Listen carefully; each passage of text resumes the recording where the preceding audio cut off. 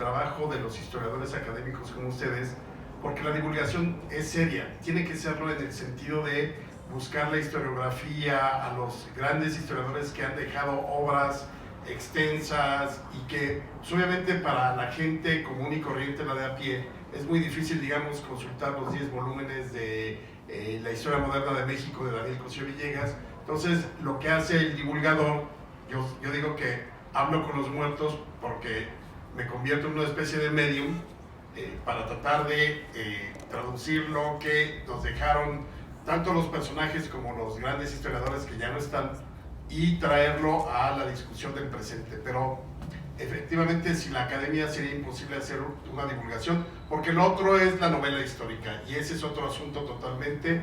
En la novela histórica, yo empecé a leer, o más bien el gusto por la historia llegó por la novela histórica, pero pues ahí nunca sabes el autor dónde está poniéndole de su ronco pecho o dónde miente, porque pues finalmente es novela.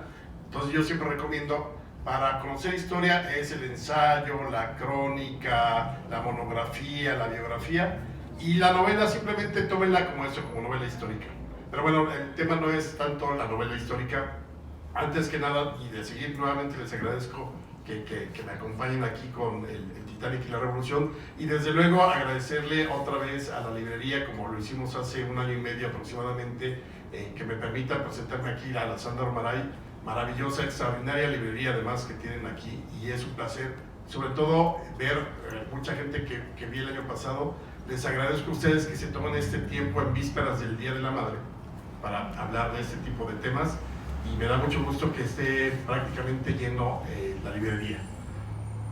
Rey de Cel lo decía, el único ejercicio que yo tengo de ficción, el único, solo tengo una novela histórica que se llama Sangre y Fuego. Ese sí es un ejercicio totalmente de ficción. Básicamente los personajes que son los protagonistas no existieron, pero yo siempre he dicho que en ese caso fue como nadar con flotis, porque pues yo me inventé mi historia, pero pues, mi contexto es el maderismo. Entonces, como ahí sí he nadado durante mucho tiempo por gusto personal y por una... mi bisabuelo se levantó en armas a favor de Madero, ahí cuento un poco la historia de mi bisabuelo, pero ese es el único ejercicio. Lo increíble de este tipo de libros o de investigaciones como la del Titanic y la Revolución Mexicana es que todo lo que ustedes van a leer ahí ocurrió. Mencionaba Paola a Segundo Iturrios, y Segundo Iturrios era un compañero que sobre la investigación yo descubrí, y la familia me ayudó también. Se va con Gustavo en esta travesía para ir a estudiar a Alemania.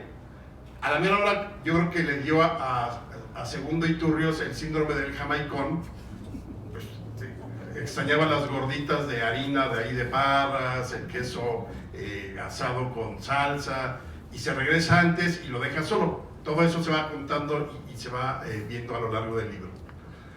Pero aquí lo interesante es cómo muchas veces las historias te encuentran, y les voy a contar un poco el origen de cómo sucedió esto.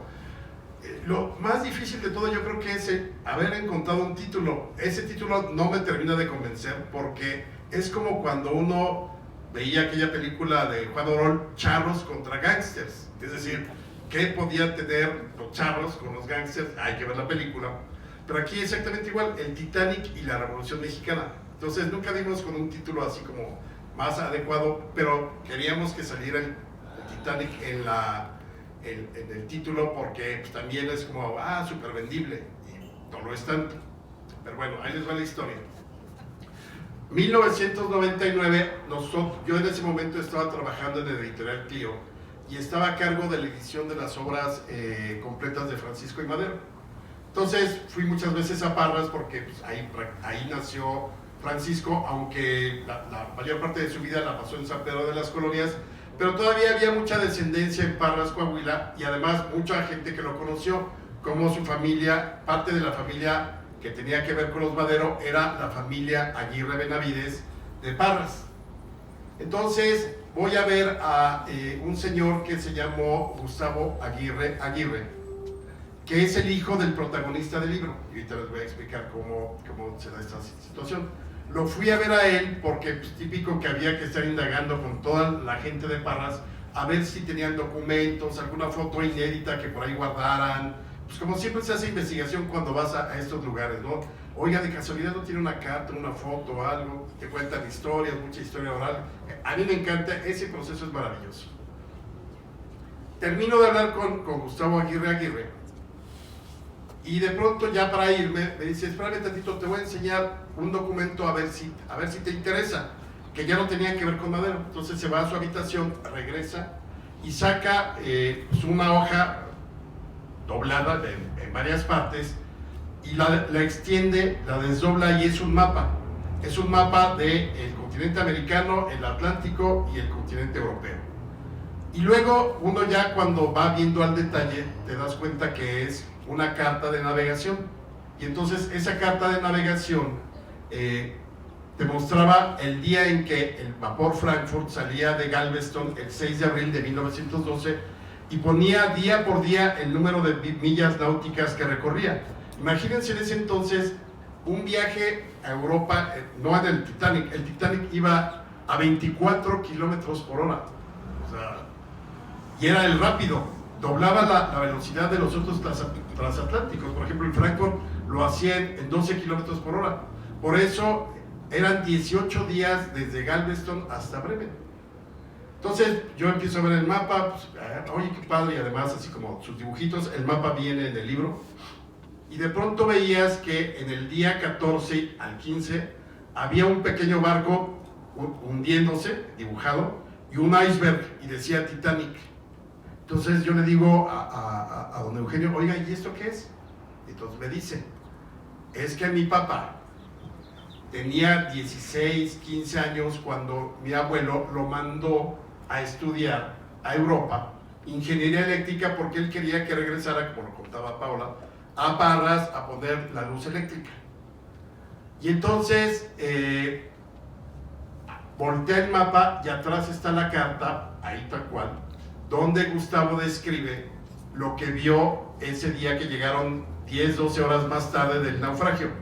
Como decía Paula, ya no encontraron sobrevivientes, el Carpathia los había recogido, los únicos que recogieron fue el Carpathia, nadie recogió ningún otro sobreviviente, y le tocó al Frankfurt en ese momento pues ver las sillas flotando. Por ahí hay una escena muy desgarradora, no del Frankfurt sino del barco que luego fleta para ir a recuperar los cadáveres, pero Gustavo cuenta atrás en el mapa, en una carta, que por ejemplo la escena esta, qué bueno que mencionas la película, porque prácticamente lo que ve Gustavo, yo creo que James Cameron se fusiló la carta de Gustavo, porque esa escena donde se ve una mujer con un bebé congelada, la ve Gustavo, y lo cuenta en esa carta que está escrita detrás de la carta de navegación. También ve, él dice haber visto a un señor sentado en el iceberg que se supone pudo haber sido como el que chocó y se había dado un tiro y tenía un hilito de sangre congelada. Es muy escueta la carta, no son 10 páginas, o sea, se ve que le impresionó. Pero lo interesante de todo es que él, y ahí sí nunca pudimos saber cómo se hizo de la carta de navegación, porque parecía la carta que llevaría el capitán, ¿no? Porque va milla marítima por día, tal. Y entonces se queda él con la carta cuando termina el viaje y se la manda a sus papás. Le dice, papacitos, llegué con bien a Alemania, esta es la carta de navegación, ahí van a ver una marca que dice Titanic, me tocó ver toda esa tragedia que dejó tantos muertos, ya, nos vemos, cuídenlo, a ver si le ponen un marquito y vaya, ¿no? Y así. Entonces, a mí me pareció increíble porque además Eugenio Aguirre había tenido guardado ese mapa, y Gustavo, cuando ya regresa a México, a los 18, 19 años, los papás le dan la carta de navegación que él mismo había mandado de Europa y la guardó. Y curiosamente, la familia la encontró, esa carta de navegación, el mismo día, más bien en las mismas fechas, cuando Ballard encontró el Titanic en 1985. Es decir, prácticamente la carta aparece para la familia, la carta de navegación, el mismo año en que se descubre el Titanic. Y bueno, ahí la tenían increíble. Hice un artículo para el periódico Reforma, yo creo que ha sido el más exitoso. Es que uno espera así que esta reflexión política de la revolución